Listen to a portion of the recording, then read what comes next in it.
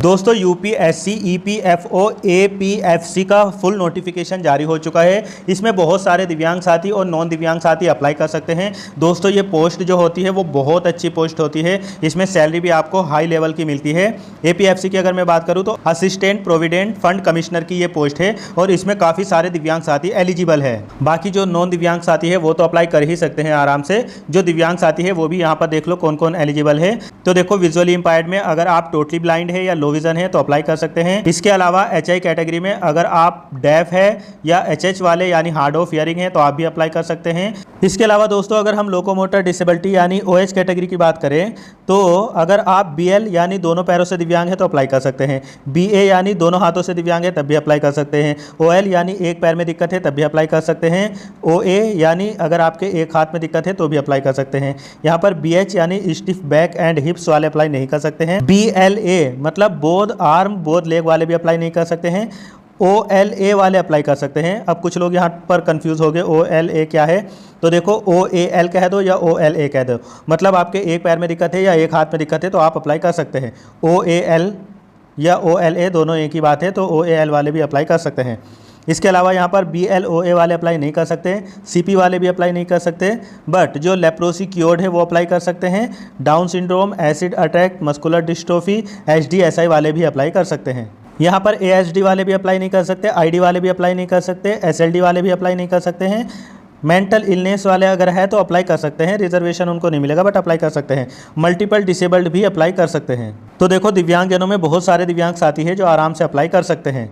देखो यहाँ पर अगर हम पे लेवल की बात करें तो पे लेवल आपको 10 मिलेगा, मतलब आपको हाईएस्ट लेवल की यहाँ पर सैलरी मिलने वाली है। अगर हम एज की बात करें तो एज यहाँ पर 35 वर्ष तक मांगी गई है UR EWS की, 38 वर्ष तक मांगी गई है यहाँ OBC की, और इसके अलावा SC ST की यहाँ पर 40 वर्ष तक एज मांगी गई है। लेकिन अगर आप दिव्यांगजन हैं तो आपको एज में 10 वर्ष का रिलैक्सेशन दिया जाएगा, मतलब अगर आप 56 वर्ष तक के दिव्यांग हैं तो भी अप्लाई कर सकते हैं। अगर हम APFC की पोस्ट पर अप्लाई करने के लिए क्वालिफिकेशन की बात करें तो बस आपके पास में ग्रेजुएशन होना चाहिए। आपने किसी भी स्ट्रीम में किया हो, मतलब आपने आर्ट्स साइड से किया हो, साइंस साइड से किया हो, BA किया हो, BSc किया हो, कुछ भी किया हो, बस आपके पास में ग्रेजुएशन की डिग्री होना चाहिए, आप आराम से अप्लाई कर सकते हो। दोस्तों इस बार नोटिफिकेशन में एक बात बहुत अच्छी है कि इन्होंने एग्जाम कब होगा ये भी पहले ही फिक्स कर दिया है। तो देखो इसके फॉर्म भरने की जो डेट है वो 22 अगस्त 2026 से शुरू हो गई, मतलब 22 अगस्त 2026 से इसके फॉर्म भरे जा रहे हैं। अगर आपने अभी तक नहीं भरा है तो इस वीडियो को देखने के बाद में फॉर्म भर देना, और इसके फॉर्म जो है वो 11 सितंबर 2026 तक भरे जाएंगे।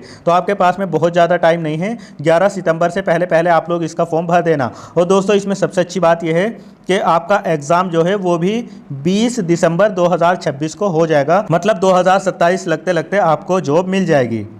तो यहाँ पर आप लोग डेट ज़रूर याद रखना, 22 अगस्त से फॉर्म भरे जा रहे हैं और 11 सितंबर तक ही भरे जाएंगे और 20 दिसंबर को आपका एग्ज़ाम रहेगा। इसमें अप्लाई करने के लिए आप ऑल इंडिया में कहीं से भी है आप अप्लाई कर सकते हैं। अब आप लोग कमेंट में ये चीज़ नहीं पूछना कि हम बंगाल से हैं या हम बिहार से हैं या हम उड़ीसा से हैं तो क्या हम फॉर्म भर सकते हैं, इसीलिए मैंने आपको बता दिया है आप ऑल इंडिया में किसी भी स्टेट से हैं आप इसमें अप्लाई कर सकते हैं। दोस्तों इसमें आपका रिटन एग्जाम भी होगा जो ऑब्जेक्टिव बेस होगा और ऑफलाइन होगा, और इसके अलावा इस पोस्ट के लिए आपका इंटरव्यू भी होगा।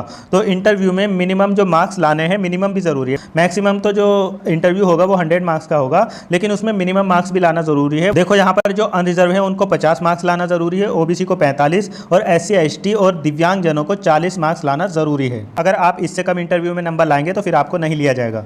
दोस्तों इसका फॉर्म भरने में अगर हम दिव्यांगजनों की बात करें तो उन्हीं दिव्यांगजनों को रिजर्वेशन मिलेगा जो 40% या उससे ज़्यादा वाले दिव्यांग हो गए। इसके अलावा अगर किसी का टेम्परेरी सर्टिफिकेट बना है तो टेम्परेरी वाले भी यहाँ पर अप्लाई कर सकते हैं, लेकिन उनके डिसेबिलिटी सर्टिफिकेट पर लाइकली टू इम्प्रूव अगर लिखा है तो उनको रिजर्वेशन का फ़ायदा नहीं मिलेगा। अगर उनके सर्टिफिकेट पर प्रोग्रेसिव या नॉन प्रोग्रेसिव या नॉट लाइकली टू इम्प्रूव लिखा है तो उनको रिजर्वेशन मिलेगा। बाकी आपका जो डिसेबिलिटी सर्टिफिकेट है उसकी वैलिड डेट एक्सपायर ना हुई हो। दोस्तों यहाँ पर अगर हम एप्लीकेशन फ़ीस की बात करें तो देखो OBC EWS और अनरिजर्व मेल की यहाँ पर फ़ीस जो लगेगी वो 25 रुपये फ़ीस लगेगी। इसके अलावा अगर आप SC ST दिव्यांगजन और फीमेल है तो आपकी किसी प्रकार की कोई फ़ीस नहीं लगेगी, मतलब आप फ्री में इसका फॉर्म भर सकते हो। दोस्तों अगर वीडियो पसंद आ रही है तो इसको प्लीज़ लाइक कर दो और ज़्यादा से ज़्यादा दिव्यांग ग्रुप में शेयर कर दो। और अगर आप लोग चैनल पर अभी तक नए हो तो चैनल को सब्सक्राइब भी ज़रूर कर लो। आप देखो दोस्तों, अगर हम टोटल पोस्ट की बात करें तो टोटल पोस्ट जो है वो 80 पोस्ट निकाली गई है, यानी 80 पोस्ट पर ये भर्ती निकली हुई है, जिसमें अनरिजर्व कैंडिडेट की 29 पोस्टें हैं, EWS की यहाँ पर 8 पोस्ट है, OBC वालों की यहाँ पर 18 है, SC की 15 पोस्ट है, ST की यहाँ पर 10 पोस्ट है और दिव्यांगजनों की यहाँ पर 3 पोस्ट है। हालांकि इसमें पोस्ट तो कम है, लेकिन जो भी दिव्यांग साथी एलिजिबल है इसमें फॉर्म भरने का कोई पैसा नहीं लग रहा है। फॉर्म ज़रूर भर देना, आप एग्ज़ाम भी ज़रूर देना, हो सकता है आपका एग्ज़ाम अच्छा हो, इंटरव्यू भी अच्छा हो और आपको सिलेक्शन मिल जाए। आप देखो दोस्तों, अगर मैं इसके एग्जाम पैटर्न की बात करूं तो इसमें 2 फेज़ हो गए, फेज़ 1 और फेज़ 2। तो देखो आपका जो फेज़ 1 होगा वो ऑब्जेक्टिव बेस होगा और ये ऑफलाइन होगा, ऑनलाइन नहीं होगा, ये ऑफलाइन होगा। और इसमें टोटल MCQ जो आपसे पूछे जाएंगे वो 120 पूछे जाएंगे और टोटल मार्क्स जो होंगे वो 300 मार्क्स होंगे। मतलब एक क्वेश्चन जो होगा वो 2.5 मार्क्स का होगा और इसके लिए आपको 2 घंटे का टाइम दिया जाएगा। बाकी जो दिव्यांग साथी एक्स्ट्रा टाइम के लिए एलिजिबल है उनको एक्स्ट्रा टाइम मिलेगा। पेपर आप हिंदी इंग्लिश अपनी मर्जी से किसी भी लैंग्वेज में दे सकते हो। यहाँ पर ये भी याद रखना कि इसमें 0.83 की माइनस मार्किंग भी रहेगी, मतलब निगेटिव मार्किंग भी रहेगी। इसके अलावा दोस्तों आपका जो फेज़ 1 होगा उसमें आपको 75% का वेटेज मिलेगा, मतलब 300 मार्क्स में से आपको 75% का वेटेज यहाँ पर दिया जाएगा। फिर इसके बाद दोस्तों आपका फेज़ 2 होगा। फेज़ 2 में आपका इंटरव्यू होगा। इंटरव्यू जो होगा वो आपका टोटल 100 मार्क्स का होगा और मैंने आपको बताया था कि इसमें न्यूनतम मार्क्स भी आपको लाने होंगे, पीछे मैंने आपको बता दिया है। दिव्यांगजनों को यहाँ पर 40 नंबर लाने हैं 100 में से। और आपकी जो मेरिट बनेगी, अंतिम मेरिट, वो जो आपका ऑब्जेक्टिव बेस फेज़ 1 हुआ है और प्लस इंटरव्यू, उसके बेस पर आपकी मेरिट बनेगी। और इंटरव्यू में किसी प्रकार का कोई पेनल्टी नहीं होगी। इंटरव्यू का जो वेटेज मिलेगा आपको वो 25% मिलेगा, मतलब 25% मिलेगा। तो 75% तो आपको ऑब्जेक्टिव में मिलेगा प्लस 25% जो वेटेज मिलेगा वो आपको इंटरव्यू का मिलेगा। इस तरीके से टोटल 100% हो जाएगा और इसी में से आपकी मेरिट बनेगी। तो जिसका इंटरव्यू भी अच्छा होगा, जिसका ऑब्जेक्टिव बेस फेज़ 1 भी अच्छा होगा, उसको यहाँ पर सिलेक्शन मिल जाएगा। बाकी इंटरव्यू जो आपका करवाया जाएगा वो UPSC भवन नई दिल्ली में करवाया जाएगा। इसके अलावा जो आपका ऑब्जेक्टिव बेस फेज़ 1 होगा उसके लिए आप ऑल इंडिया में कहीं भी सेंटर ले सकते हो। अब देखो आपका फेज़ 1 जो होगा उसमें कौन कौन से क्वेश्चन पूछे जाएंगे, क्या क्या पूछा जाएगा, ये भी देख लो। आपका जो फेज़ 1 होगा जिसमें 120 क्वेश्चन पूछे जाएंगे वो देखो यहाँ से बनेंगे। सबसे पहले आपसे इंग्लिश के पूछे जाएंगे, इसमें आपको लैंग्वेज वगैरह का अच्छा ज्ञान होना चाहिए। इसके अलावा Indian culture, heritage and freedom movement से क्वेश्चन पूछे जाएंगे और इसके अलावा developmental issues and present trends in Indian economy. इसके अलावा governance and constitution of India. इसके अलावा general science and basic knowledge of computer application और इसके अलावा elementary mathematics, statics and general mental ability और इसके अलावा industrial relation, labour codes and social security in India. इसके अलावा principles of accountancy, auditing and insurance और इसके अलावा current event of national and international importance.